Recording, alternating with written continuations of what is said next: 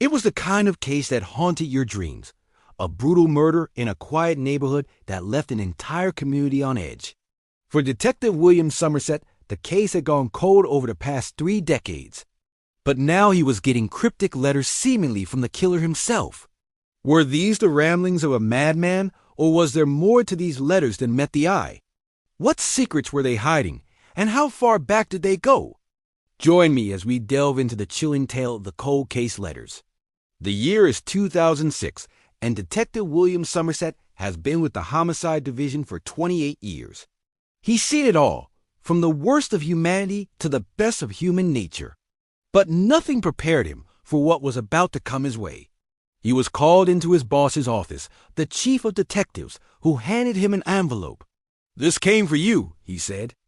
It looked like a birthday card, but when he opened it, there was no card, just a single sheet of paper with chilling contents. "I didn't kill her. She died accidentally. If you want to know where I put her body, meet me at the old water tower by midnight tonight." The note was signed simply, Zoxo.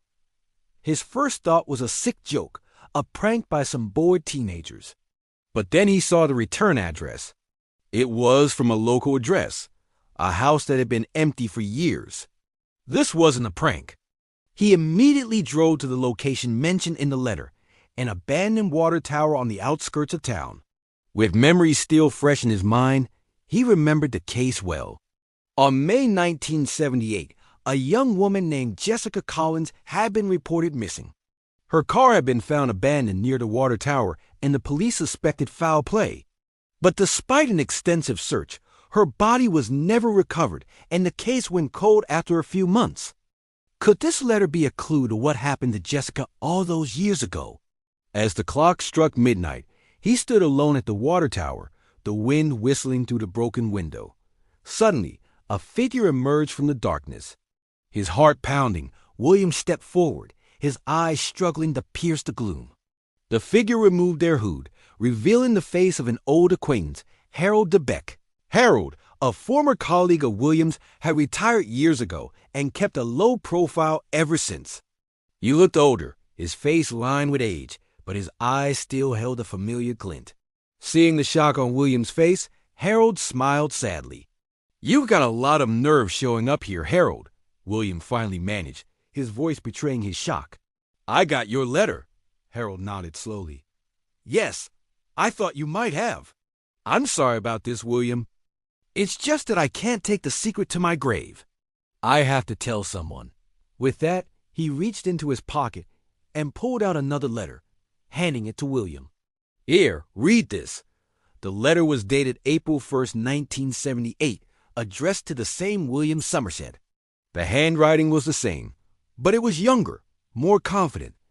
"I think I finally got away with it," it began. "Those cops are dumber than I thought. They'll never find her body. How about that XOXO? William's mind reeled. Was Harold involved in Jessica's disappearance all those years ago? But why wait 30 years to confess? Or was he confessing now because he knew he was dying? He looked at Harold, whose face was now pale. "You're sick," William stated, more than asked. Harold nodded weakly. "I'm sorry, William. I wanted to tell you myself. I didn't want this to end up in some police file, but I can't wait any longer." As he collapsed to his knees, William rushed to his side, realizing the gravity of the situation. He quickly dialed 911, hoping to get medical help to Harold. But as the sirens wailed in the distance, Harold whispered something that sent chills down William's spine. "She's buried in the garden," he gasped, "under the rose bush." With his last breath, he was right. Under the rose bush at Harold's house, they found the remains of Jessica Collins. The case that had remained dormant for so long was now back on the table, and all because of a series of mysterious letters. How did Harold know so much about the case? Why did he wait 30 years to confess? And most importantly, who else was involved? As the investigation deepened, more secrets came to light.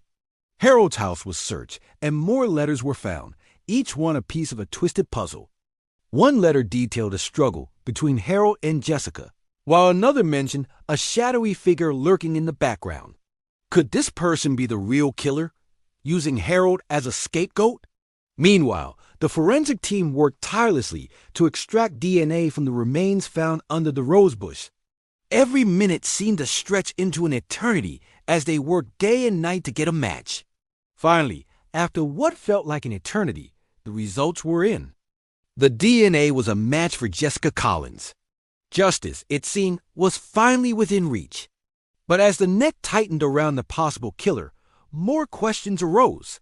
What had driven Harold to confess after all these years? Was he truly remorseful, or was there more to his story? As William delved deeper into Harold's past, he uncovered a life filled with secrets and lies. Harold had not been the upstanding citizen he'd appeared to be. He had, in fact, been involved in several shady dealings over the years. But why would someone like Jessica get involved with him? And what could he have possibly done to her? As William pieced together the fragments of the past, a horrifying picture began to emerge. Jessica had been investigating Harold's financial dealings and had stumbled upon a conspiracy that reached far and wide. She had been blackmailing him, using the evidence she gathered to hold him accountable. But Harold was desperate to protect his reputation and his fortune, so he did the unthinkable. He lured her to his house under the pretense of buying her silence, but things went terribly wrong. In a fit of rage, he ended up killing her. Panicked, he tried to hide her body, but was unable to do so. He knew he couldn't confess, so he buried the truth alongside Jessica. And so the mystery deepens. Why did Harold wait 30 years to confess? Was he trying to protect his family's legacy? Or was there another reason entirely? And who was the mysterious figure he mentioned in his letters? As William closes in on the truth, he puts himself in grave danger. Those who walk the path of justice often find themselves in harm's way. The closer he gets to solving the case, the more threats he receives, each one a reminder of the darkness that lurks in the shadows. But he won't be deterred. Driven by a sense of duty and a thirst for justice, he presses on. His determination to uncover the truth knows no bounds. Finally, the truth is revealed. After months of tireless work, the case is cracked. The mastermind behind Jessica's death is unmasked and brought to justice. But the victory is bittersweet. Lives are forever changed, and the scars of the past run deep. Yet in the end, the pursuit of justice prevails. The case of the cold case letters is a chilling reminder of the darkness that can lurk in the human heart. It's a story of deceit, murder, and the relentless pursuit of justice. In the end, it's a testament to the power of truth and the courage of those who seek it. What did you think of this video?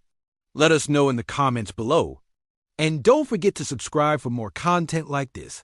Thanks for watching. We'll see you next time.